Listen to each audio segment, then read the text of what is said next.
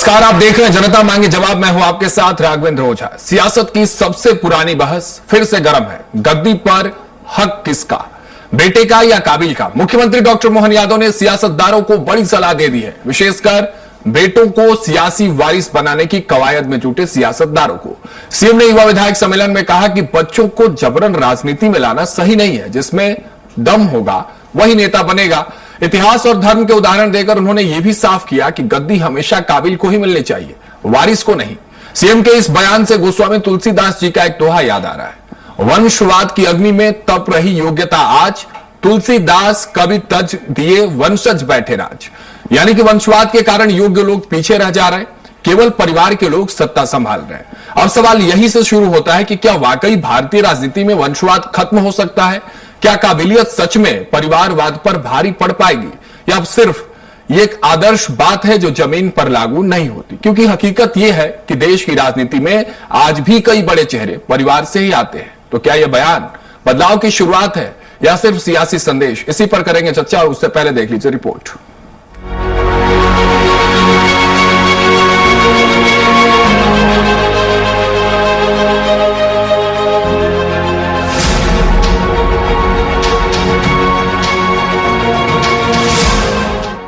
मध्य प्रदेश की सियासत में वंशवाद बनाम योग्यता की बहस एक बार फिर तेज हो गई है। एमपी विधानसभा में चल रहे युवा विधायक सम्मेलन को मुख्यमंत्री मोहन यादव ने संबोधित किया।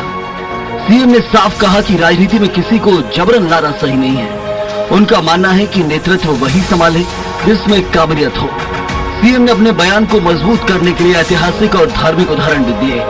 कहा कि महान सम्राट विक्रमादित्य ने अपने पुत्रों को राजा नहीं बनाया, बल्कि योग्य व्यक्ति को ही सत्ता सौंपी। इतना ही नहीं, उन्होंने भगवान श्री राम का उदाहरण देते हुए कहा कि उन्हें भी परिस्थितियों के चलते सिंहासन नहीं बल्कि वनवास मिला। लोकतंत्र के दो उदाहरण आपको देना चाहूंगा कि हम एक विक्रमादित्य का नाम जानते हैं। विक्रमादित्य के बाद उनने गणतंत्र की स्थापना की, इतना बड़ा साम्राज्य बनाया, लेकिन अपने बच्चों को राजा नहीं बनाया। ये हमारे लिए उदाहरण है। इसी प्रकार से द्वारकाधीश भगवान कृष्ण के काल में, जिनने वो तो समर्थशाली थे और पूरा नाती पोता बड़ा परिवार था, लेकिन अपने बच्चों को राजा नहीं बनाया उन्होंने। ये जो हमारे लोकतंत्र की ऐसे कई सारी चीजें हैं। हम बने हैं, अगर बच्चों में दम होगा, बच्चे समझेंगे तो बन जाएंगे। तो हमको जबरदस्ती लाला के बनाने से कई बार हमारी राजनीति भी खराब हो जाती। तो हमारी इन सारी बातों में नैसर्गिक रूप से लोकतंत्र की खूबसूरती है, और आज के दौर में तो और समसामयिक है। इस पर कांग्रेस प्रवक्ता स्वदेश शर्मा का कहना है कि बीजेपी जिस वंशवाद को कोसती है वो बीजेपी में गहरी पैठ बना चुका है। और भारतीय जनता पार्टी जिस वंशवाद को कोसती है वो वंशवाद भाजपा में गहरे पैठ तक पहुंच चुका है। अमित शाह के बेटे हो तो उनने क्रिकेट का बल्ला नहीं पकड़ा, लेकिन राजनीति के बड़े नेता के पुत्र हैं तो आज उसके क्रिकेट एसोसिएशन बोर्ड के चेयरमैन बने बैठे हैं। फिलहाल मुख्यमंत्री मोहन यादव के इस बयान ने वंशवाद बनाम योग्यता की बहस को एक बार फिर सुर्खियों में ला दिया है। एक और इसे राजनीति में मेरिट को बढ़ावा देने वाला बयान बताया जा रहा है, तो वहीं विपक्ष इसे सिर्फ सियासी बयानबाजी बता रहा है। सवाल अब भी वही है, क्या राजनीति में सच में काबिलियत को प्राथमिकता मिलेगी या फिर परिवारवाद का असर यूं ही बना रहेगा? Bureau report, Swaraj express, Bhopal. तो चलिए चर्चा के लिए सारे खास मेहमान हमारे साथ जुड़ गए। उनका परिचय करा देता हूं। निशांत बिसेन जी हैं, भारतीय जनता पार्टी के प्रवक्ता हमारे साथ जुड़ रहे हैं। डॉक्टर शिल्पी अग्रवाल जी कांग्रेस की बात रखेंगे, कांग्रेस प्रवक्ता के तौर पर हमारे साथ जुड़ रहे हैं। और देवदत्त दुबे जी वरिष्ठ पत्रकार हैं, हमारे साथ जुड़ रहे हैं। अब तीनों का बहुत बहुत स्वागत है स्वराज एक्सप्रेस पर। निशांत जी, आपसे शुरुआत कर लेता हूं। क्या समझा जाए सीएम के इस बयान को लेकर? क्या बदलाव की शुरुआत है, या जो कांग्रेस कह रही है कि it's only a political message? Nishant ji. बिल्कुल, मुख्यमंत्री डॉक्टर मोहन यादव जी ने आज जो अपनी बात रखी है वो भारतीय राजनीति में, मध्य प्रदेश की राजनीति में भारतीय जनता पार्टी ने जिस तरीके के उदाहरण पेश किए हैं उसको परिलक्षित करती है। अगर हम देखें 2014 के पहले, तो इस देश में राजनीति पर या जो विधायक सांसद के बड़े पदों पर परिवारवाद बहुत तेजी से हावी था। इससे भारतीय जनता पार्टी ने एक नैरेटिव यहां पर सेट किया, कामदार वर्सेस नामदार। ये नैरेटिव बीजेपी लेकर आई, और उसका नतीजा ये रहा कि मैं एडिया का एक डाटा आपके साथ शेयर कर रहा हूं, एसोसिएशन फॉर डेमोक्रेटिक रिफॉर्म्स का, जो सितंबर 2025 का है। इसके मुताबिक इस देश में जो अध्ययन किया गया है वो 5,204 सांसदों, विधायकों और एमएलसी पर किया गया है इस देश के सभी। इसमें ये डाटा सामने आया कि 21% यानी 1106 सांसद और विधायक परिवारवादी हैं। इसमें से अकेले कांग्रेस के 32% सांसद और बाकी के कि कांग्रेस ने परिवारवाद को किस तरीके से घोषित निशान जी 32% के अलावा बाकी के सांसद विधायक मंत्री कहां से हैं? क्या वो इसलिए तो कांग्रेस, अभी हमने बयान भी सुनवाया जो कह रही है कांग्रेस की आपके भीतर भी है वो परिवारवाद, इस बात को इनकार कर रहे हैं। क्या ये सिर्फ नैरेटिव है कांग्रेस का? अगर नहीं है इस बात तो फिर खारिज नहीं करता, लेकिन हमारे जो शीर्ष नेतृत्व है उसने राजनीति में इस तथ्य को स्थापित किया कि परिवारवाद के सहारे भारतीय जनता पार्टी आगे नहीं बढ़ेगी। निचले स्तर पर कुछ जगहों पर परिवार से जुड़े लोग हो सकते हैं, लेकिन 2014 के बाद नरेंद्र मोदी जी की अगुवाई में भारतीय राजनीति को और बेहतर तरीके से डेमोक्रेटाइज किया गया, लोकतंत्रीकृत किया गया, जिसका नतीजा ये रहा कि हम उस 32% के मुकाबले बहुत कम फिगर पर खड़े हैं। और आने वाला भविष्य ये इशारा करता है कि जिस तरीके से हमने भारतीय राजनीति को परिवार की जागीर से निकालकर विकास, सुशासन और दूसरे जो पैरामीटर्स है मेरिट पर लेकर हम आए, तो हम इस पर और बेहतर तरीके से काम शिंपी जी, ठीक है शिंपी जी, हाँ ठीक है निशान जी, रख लीजिए बात। मैं कहना चाहूंगा क्योंकि मोहन यादव जी ने आज इस बात का जिक्र किया है, वो खुद एक बहुत साधारण परिवार से आते हैं। प्रधानमंत्री जी लाल किले से इस बात को कह चुके हैं, लगातार वो कहते हैं कि 1 लाख ऐसे युवाओं को राजनीति में लाएंगे जिनके परिवारों का राजनीति से कोई वास्ता नहीं रहा है। तो हमें इस पहल का, भारतीय जनता पार्टी की इस मंशा का स्वागत करना चाहिए जिसने इस देश की राजनीति को बदल कर रख दिया है। शिंपी जी सहमत है सीएम के आज के इस बयान से जो उन्होंने कहा है परिवारवाद और वंशवाद को, नेपोटिज्म को लेकर जो बात कही है, और क्या सहमत है या लग रहा है कि इस बार भी टारगेट किया गया इस बयान के जरिए कांग्रेस को? जी सर्वप्रथम तो इस युवा सम्मेलन की बहुत प्रशंसा करती हूँ, जहाँ पर 3 अलग पृष्ठभूमि, अलग संस्कृति और अलग अनुभव के युवा विधायक एक ही मंच पर आए और निश्चित तौर पर संसदीय परंपरा, अनुशासन, मर्यादा और वंशवाद के ऊपर बड़े बड़े भाषण इस मंचों से दिए गए। लेकिन मोहन यादव जी वंशवाद पर बोल तो रहे हैं, लेकिन पहले पूछ तो ले अपनी पार्टी से कि वो उनकी बात से सहमत है और उसका अनुसरण करेगी या नहीं करेगी। ठीक है, वो तो पार्टी के भीतर की बात है, नहीं भी होंगे तो सहमत हो जाएंगे। आप कितनी सहमत है, मैं तो आपसे ये पूछ रहा हूँ, कांग्रेस कितनी सहमत? नहीं, राघवेंद्र जी वही उसी पे आ रही हूँ, बात रखने दें। और आदरणीय निशांत जी जो एडीआर के आंकड़े यहाँ पर कोट कर रहे थे, तो मध्य प्रदेश की एडीआर रिपोर्ट भी कोट कर देनी चाहिए थी, जो वंशवाद का एक मॉडल बना हुआ है, जहाँ 48 एमएलए में से 28 एमएलए तो भारतीय जनता पार्टी के हैं जो वंशवादी परंपरा को आगे बढ़ा रहे हैं। और इन्होंने कहा कि 2014 के बाद से हमने कामगार नामगार पर काम किया, तो एक लंबी लिस्ट है राघवेंद्र जी हमारे पास भी। अनुराग ठाकुर जी कौन है, विश्वास सारंग जी कौन है, विजय खंडेलवाल जी के बेटे हेमंत खंडेलवाल जी कौन है, राजनाथ सिंह जी के बेटे पंकज सिंह जी कौन है, सुषमा स्वराज जी की बेटी बासुरी स्वराज जी कौन है, ये इसके ऊपर भी तो बताए। और ये प्रमोद महाजन जी की बेटी है पूनम महाजन जी, ये कौन है, राजनाथ सिंह जी के बेटे पंकज सिंह जी को आपने टिकट क्यों दिया है, नीतीश कुमार जी अगर राज्यसभा जा रहे हैं तो आगे नितिन कुमार जी उसको क्यों संभाल रहे हैं। तो इसके ऊपर तो आप जवाब दे नहीं पाते हैं, आप घूम फिरकर कांग्रेस की आलोचना करने लग जाते हैं। तो तुलसीदास जी ने ये भी कहा है पर उपदेश कुशल बहुतेरे, तो सबसे पहले शुरुआत अपनी पार्टी से करिए, सिर्फ मंचों तक वंशवाद को लेकर कांग्रेस को टारगेट करने का प्रयास मत कीजिए, आप तो अपने आचरण में भी उस बात को ढालिए जिसका जिक्र आप मंचों से कर रहे हैं। और हमें लगता है 2014 के बाद तो भारतीय जनता पार्टी के अंदर परिवारवाद जो है वो इनके कोर सिस्टम में आ चुका है, जहां पर निरंतर परिवारवाद को ये लोग प्रोत्साहित करे चले जा रहे हैं। ज्योतिरादित्य सिंधिया जी तो कांग्रेस से ही आयात होकर आए थे, क्या आपको नहीं पता है? आप लोग जब तक वो कांग्रेस में थे तो उन्हें वंशवाद की श्रेणी में डालते थे, लेकिन जब वो भारतीय जनता पार्टी की वॉशिंग मशीन में धुल गए तो क्या वो वंशवाद की परंपरा से मुक्त हो गए?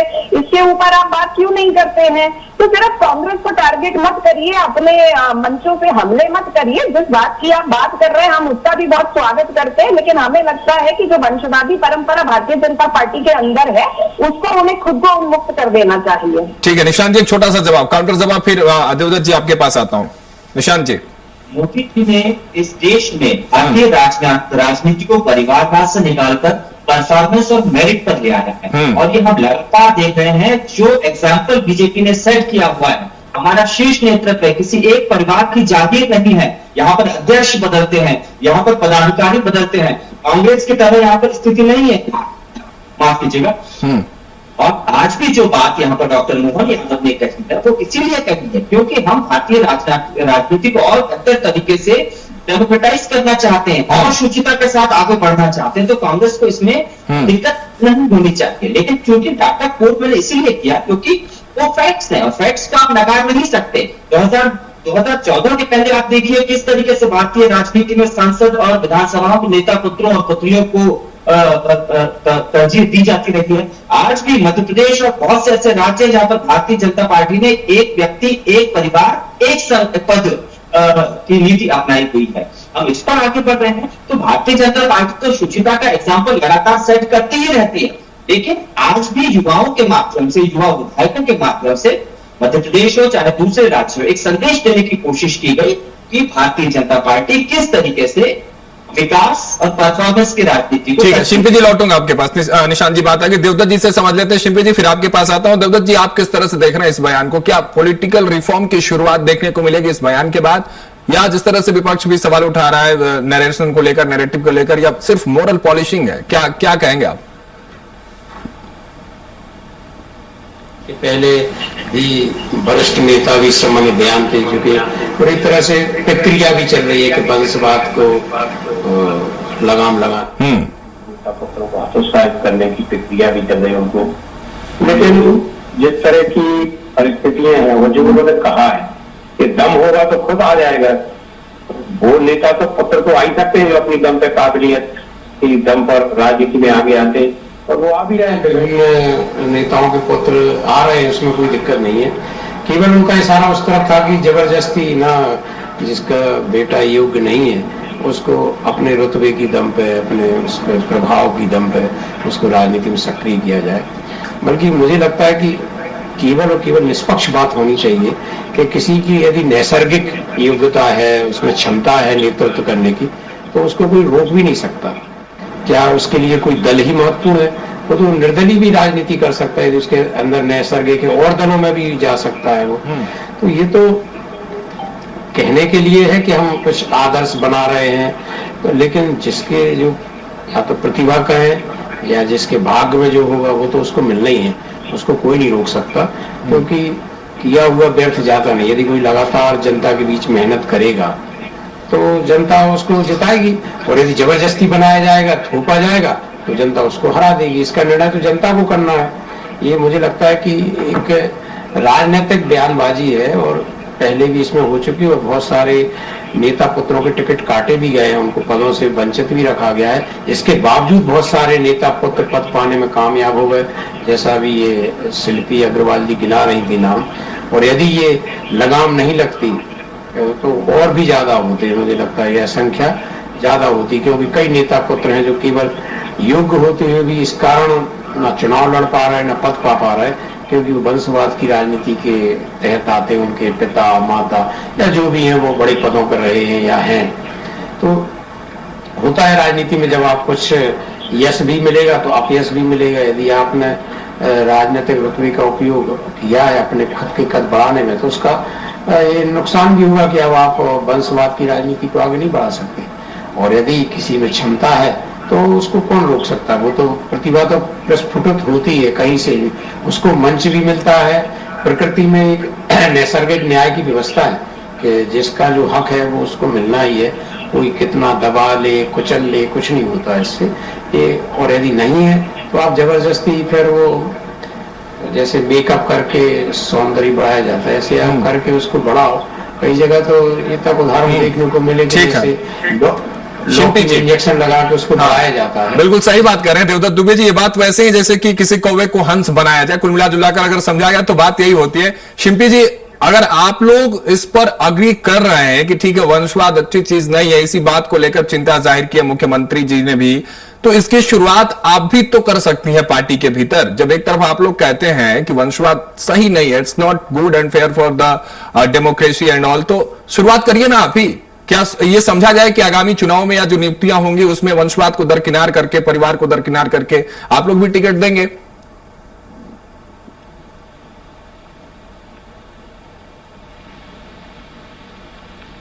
आवाज शिंपी जी आपकी नहीं पहुंच रही, माइक ऑफ है अगर आपकी तो प्लीज उसको ऑन कर लें आप।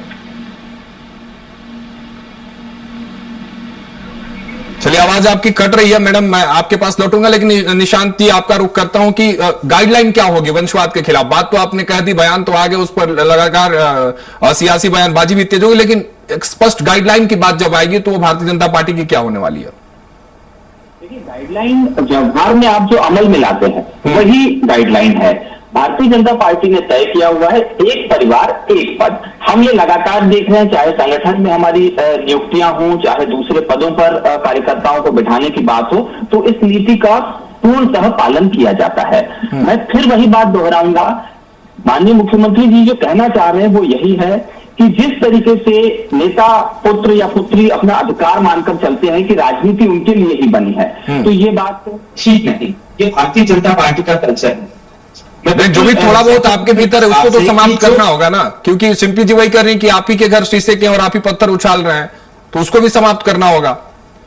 देखिए, भारतीय जनता पार्टी ने बहुत पहले इस दिशा में काम शुरू कर दिया है। तभी हम कांधार वर्सेस नामदार के बदौलत इस देश की जनता ने 2014, 2019 और 2024 में हमें जनादेश दिया है। हम इस पर लगातार काम कर रहे हैं। ठीक है निशांत जी, समय हमारे पास कम है। शिल्पी जी, भारतीय जनता पार्टी ने काम शुरू कर दिया, कांग्रेस की तरफ से ये काम कब शुरू होगा, सवाल यही है। देखिए राघवेंद्र जी, 15 मई 2022 को जब हमारे यहाँ पर उदयपुर में नव संकल्प अधिवेशन हुआ था, तब हमने इस रेजोल्यूशन को स्पष्ट रूप से पास किया था कि एक परिवार एक पद, और हम उसी परिपाटी पर चल रहे हैं कि एक परिवार से सिर्फ एक ही पद दिया जाए। और जितनी हमारी पॉलिटिकल नियुक्तियां मध्य प्रदेश में हुई है, आप बता दीजिए उसमें कितने परिवारवाद के उदाहरण हैं जो। लेकिन सिंपली जी, काबिलियत ना हो फिर भी पद दिया जाए, ये तो अनफेयर हुआ ना। वही तो बात मुख्यमंत्री कह रहे हैं कि काबिल होना चाहिए।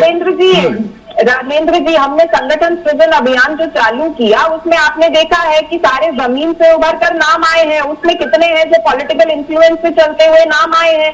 यहाँ तक कि आपको तो इस बात की भी तारीफ करनी चाहिए कि पूर्व मुख्यमंत्री दिग्विजय सिंह जी के बेटे जयवर्धन सिंह जी स्वयं आज जिला अध्यक्ष के रोल में काम कर रहे हैं। वो कोई बहुत बड़े प्रदेश अध्यक्ष या राष्ट्रीय प्रकोष्ठ के कोई अध्यक्ष के पद पे तो काम नहीं कर रहे हैं। और हमारे जितने भी फ्रंटल ऑर्गेनाइजेशन के जो पूर्व कार्यकर्ता या अध्यक्ष रहे हैं, आज हमने उन्हें मेन स्ट्रीम पॉलिटिक्स में जोड़ा है संगठन सृजन के माध्यम से।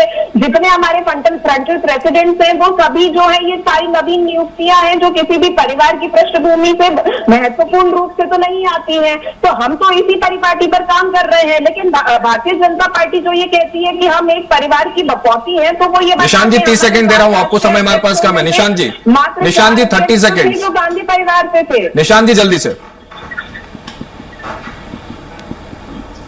आपने बीजेपी के बहुत से नेताओं के नाम गिनाए शर्मा जी, लेकिन आपने उस परिवार का नाम नहीं लिया जिसके 2 सांसद लोकसभा में हैं और 1 सांसद राज्यसभा में है।